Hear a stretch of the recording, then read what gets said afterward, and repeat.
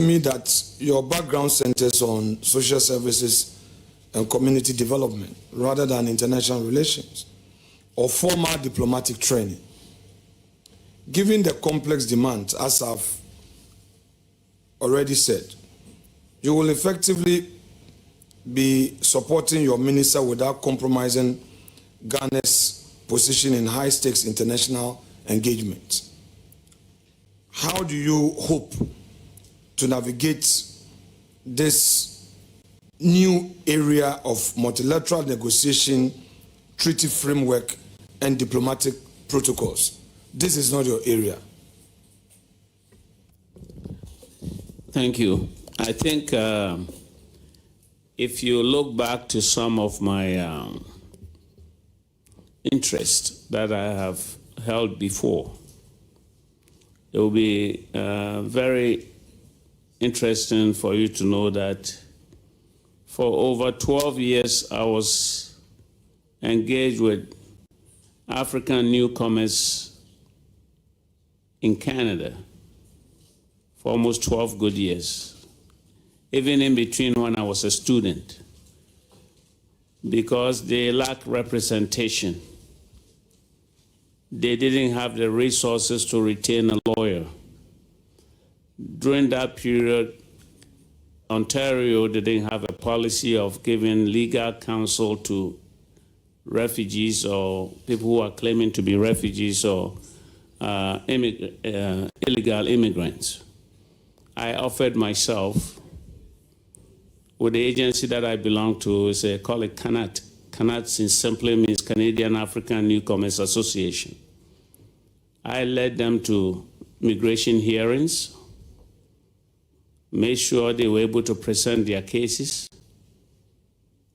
So, Honorable Nominee, from what you are saying, you're basically telling this committee that although you don't have such direct training in this area, you will leverage on experience to enable you to achieve so, correct?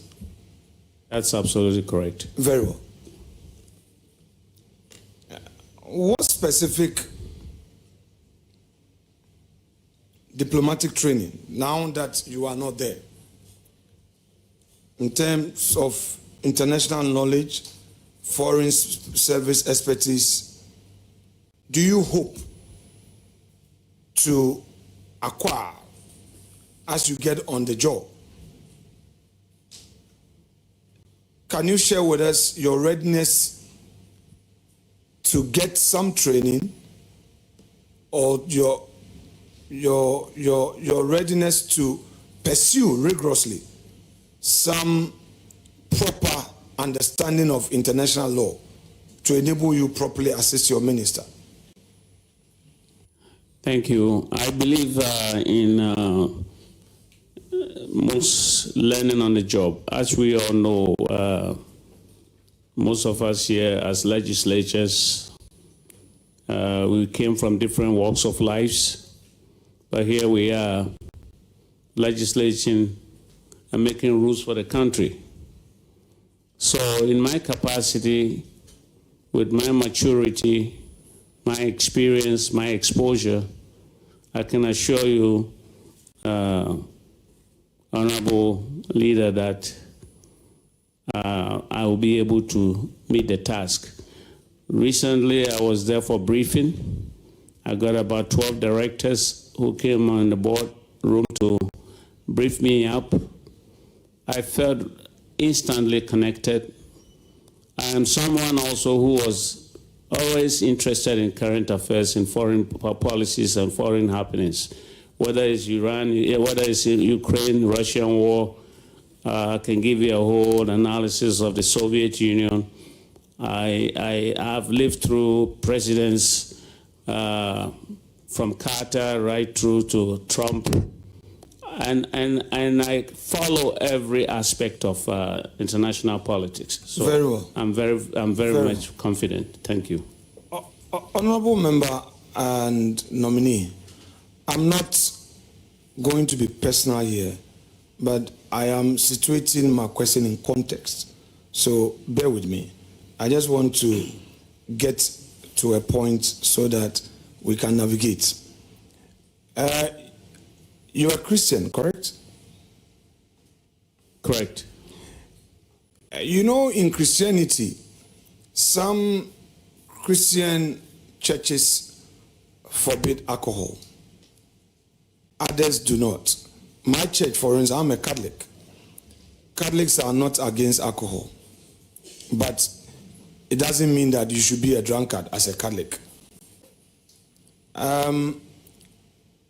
Your Christianity that you practice, is alcohol forbidden?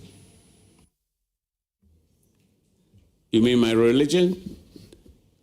First, you answered you were a Christian. Yes. Yes, so I mean, yes. You know, Christianity is in different forms. Yeah, that's what I mean. Yeah, so I'm saying that some Christians, some Christian churches, like the Charismatics, the Pentecostals, they say no to alcohol completely. I don't know of Methodists, but I'm a Catholic, so I'm speaking for Catholic. Catholic, we are not forbidden. It doesn't mean that as a Catholic you should be a drunkard. I want to know from you, your Christian group. I think I'm also a Methodist Christian, and you take wine and of such a practice in diplomatic circles. I think, Mr. Chair, thank you again. If you want to know my personality, I don't endure in alcohol in public places.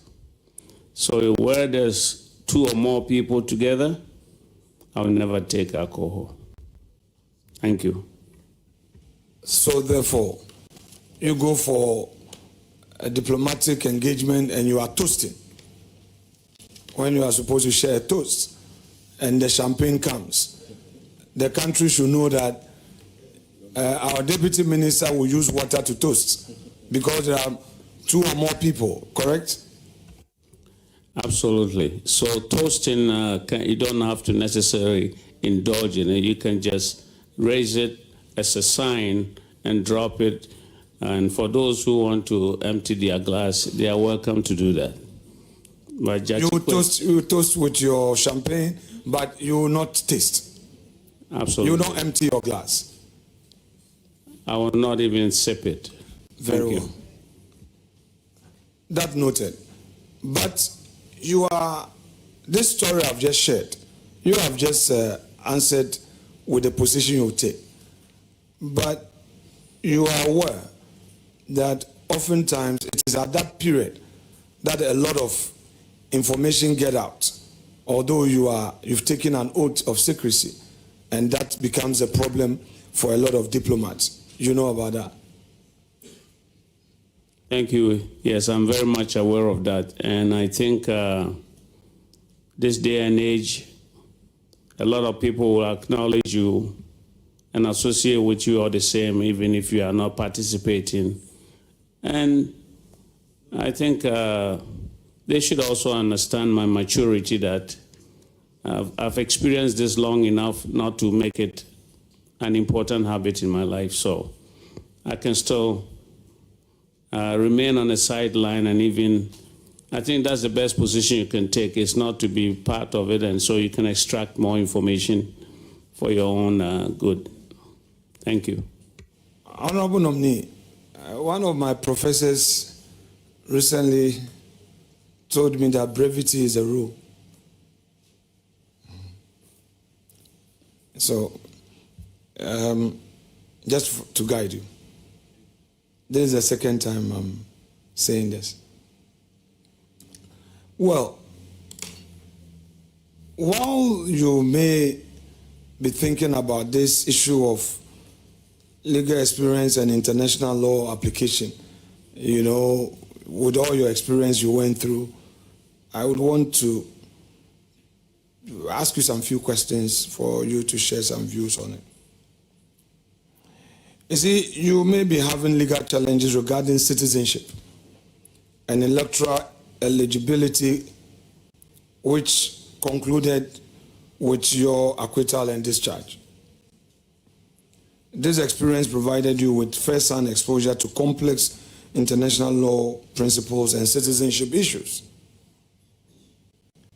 With all the experience you've had, especially as you stood in the box, how would you apply the insight you gain from navigating these legal processes to support your minister in addressing similar citizenship and consular challenges that Ghanaians face abroad? Thank you. I think I did an underlining policy or direction I wanted to take in regards to the dual citizenship amendment bill that I mentioned earlier. This is very dear to me because of what I went through. And I also shared with the panel here that brothers and sisters outside in the diaspora have immense resources, knowledge, and experience, and the academics to bring here to help us build our nation, added to what we already have here.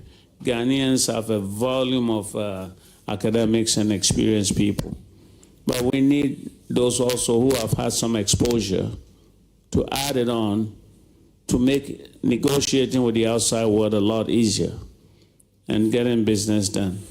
So my input here will be supporting my minister in forging some diplomacy, some bilateral engagement, and make sure that Ghana, we also get the benefit out of it. In fact, we have to look at our country first, and we will be helping the executive in the same direction, taking into consideration the policies that they have handed to the sector to deal with.